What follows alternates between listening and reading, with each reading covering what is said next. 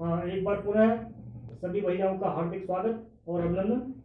बच्चों, आज का टॉपिक है डेवलपमेंट ऑफ एम्ब्रियो और एम्ब्रियोजेनी, भ्रूण का विकास।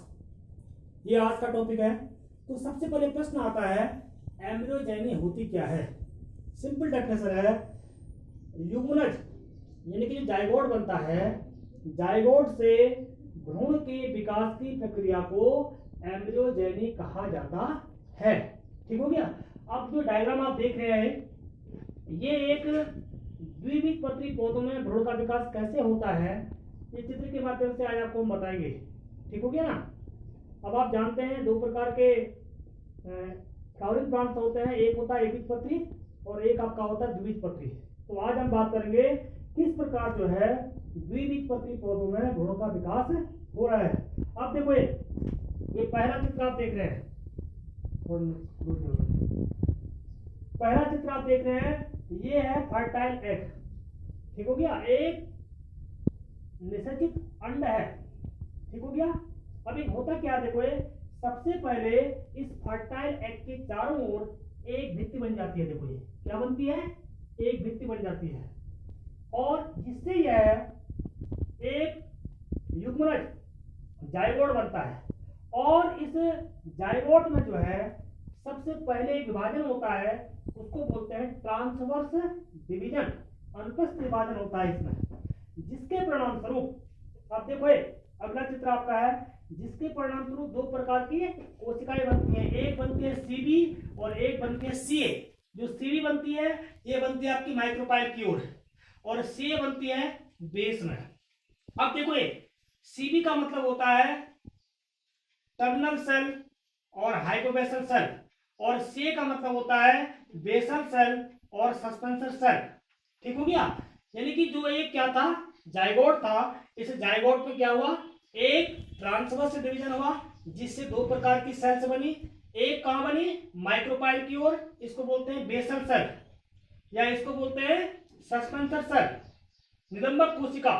और एक नीचे बनती है, इसको बोलते हैं टर्मिनल सेल। ठीक हो गया, इसको बोलते हैं अंतस्थ कोशिका। अब देखिए अब क्या होता है इसके बाद, जो ये निलंबक कोशिका होती है, ठीक है, इस कोशिका में 2 से 4 ट्रांसवर्स डिवीजन होते हैं, और एक निलंबक कतार बन जाती है। देखो ये ऊपर एक क्या बन जा रही है, निलंबक कतार है। ठीक हो गया।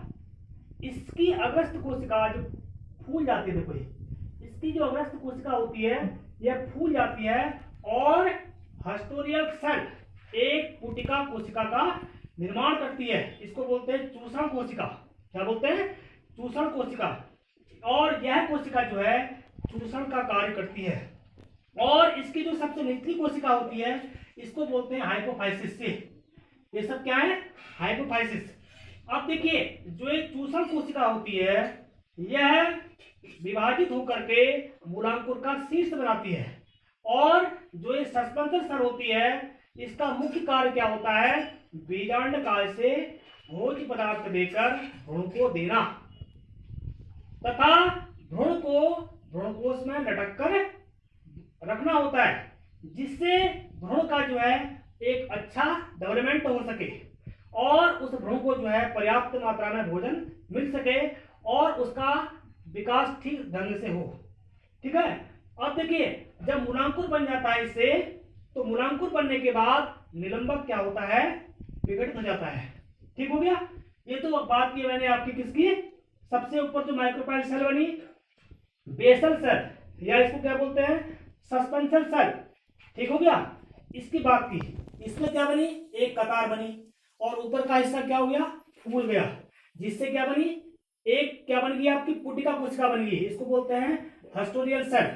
और यह हस्टोरियल सेल जो है चूषक का कार्य करती है, और इसके नीचे क्या बनती है, हाइपोफाइसिस कहलाती है, हाइपोफाइसिस सेल बनती है। और जब इसका विभाजन होता है, तो यह बीजांड काल से भोज्य पदार्थों को लेकर के क्या करती है, भ्रूण को देती है, और भ्रूण से जो है भ्रूणकोश में लटक कर इसको रखती है, जिससे बढ़ते हुए भ्रूण को पर्याप्त मात्रा में क्या होता है, भोजन मिल जाता है, और वह ठीक तरह क्या होता है, विकसित हो जाता है।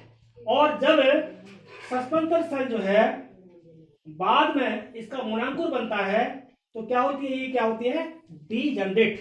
अब आप बात करते हैं सीए की। इसको बोलते हैं अंतस्थ कोशिका या टर्मिनल सेल।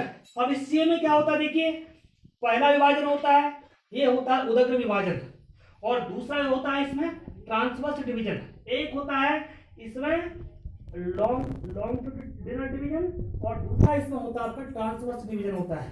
ठीक हो गया। जिससे क्या बनते हैं, चार बन जाते हैं। देखो 1 2 3 4, कितने कोशिका बन गई, 4। ये लिखा है 4 सेल एम्ब्रियो बन गई। अर्थात जो आपकी क्या है, ये सी है, टर्मिनल सेल है, इसको क्या बोलते हैं, इसको हम बोलते हैं अंतस्थ कोशिका में क्या होता है, पहले उदग्र विभाजन होता है, उसके बाद ट्रांसवर्स डिवीजन होता है, जिससे क्या होता है 4 कोशिकाएं बन जाती हैं, यानी कि 4 एम्ब्रियो बन जाता है। ठीक है। और इसमें फिर क्या होता है, एक डिवीजन और होता है, वो होता है उदग्र विभाजन, जिससे क्या क्या होता है 8 सेल एम्ब्रियो बन जाता है। अर्थात इसको बोलते हैं ऑक्टेंट स्टेज। क्या बोलते हैं, ये ऑक्टेंट स्टेज बोलते हैं। ये ऑक्टेंट स्टेज का मतलब क्या होता है, 8 कोशिकाओं का क्या बन जाता है, एक समूह बन जाता है, जिसमें से अब देखो जो ऊपर की ओर जो 4 कोशिकाएं बनती हैं उसको बोलते हैं एपिबेसल, और नीचे की ओर जो 4 कोशिकाएं बनती हैं इसको बोलते हैं हाइपोबेसल। ठीक हो गया। और जो आपका हाइपोबेसल होता है इससे क्या बनता है आपका मूलांकुर, और आपका जो एपिबेसल होता है इससे बनता है आपका प्रांकुर। ठीक हो गया। इससे क्या बनता है आपका, एपिबेसल से क्या बनेगा आपका प्रांकुर, और हाइपोबेसल से क्या बनेगा आपका मूलांकुर। ठीक हो गया।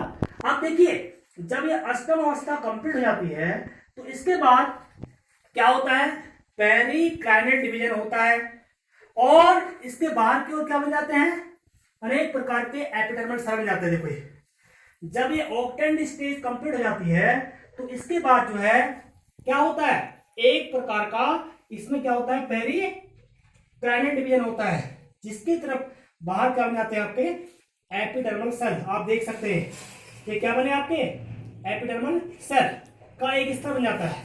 ठीक हो गया। इसके बाद इसमें क्या होता है, एंटीक्राइनल डिवीजन होता है। ठीक हो गया। और एक संपूर्ण जो है बाह्य त्वचा बन जाती है। ठीक हो गया। क्या बन जाती है, एक संपूर्ण बाह्य त्वचा, और इस प्रकार जो है एक गोलाकार भ्रूण बन जाता है, इसको बोलते हैं ग्लोबुलर। कैसा भ्रूण बन गया आपका, है गोलाकार, इसको बोलते हैं ग्लोबुलर एम्ब्रियो। ठीक हो गया।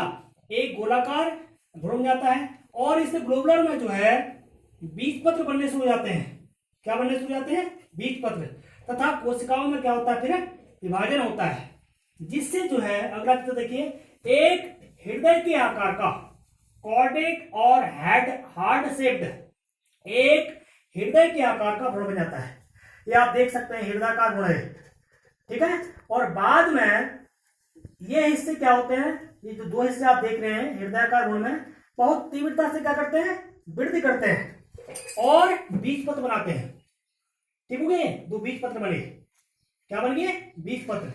ये दोनों बीजपत्र एक अक्ष से क्या होते हैं, जुड़े होते हैं। अब यहां पर देखिए ये बीजपत्र किससे जुड़े हैं आपके, एक अक्ष से जुड़े होते हैं, और अक्ष का वह भाग जो बीजपत्र के बीच में होता है उससे क्या बनता है, प्रांकुर, और अक्ष का वह भाग जो बीजपत्र के बाहर होता है उसको बोलते हैं मूलांकुर। क्या बनते हैं, मूलांकुर। ठीक है।